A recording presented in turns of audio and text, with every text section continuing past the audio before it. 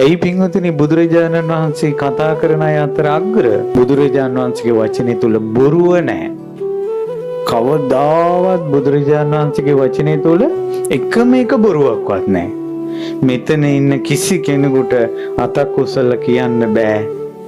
ස්ථිර කළා. මගේ ජීවිතේ මම කියපු එක වචනයකවත් බොරුවක් නැහැ කියලා කියන්න බෑ.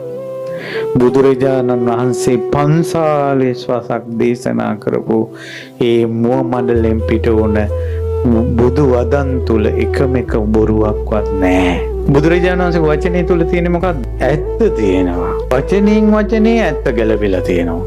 ඒ වචන තහවුරු කරලා තියෙන්නේ. ඒ වචන අදහන්න සුදුසුයි. එක වචනයකින්වත් ලෝකේ රවට්ටන්නේ නැහැ. කතා කරන මිනිස්සු අතර ශ්‍රේෂ්ඨයි. බුදුරජාණන් වහන්සේගේ වචනේ තුල කේලම නැහැ. එක වචනයකවත් ભેද කරන ඒවා නැහැ. කේලම් නැහැ.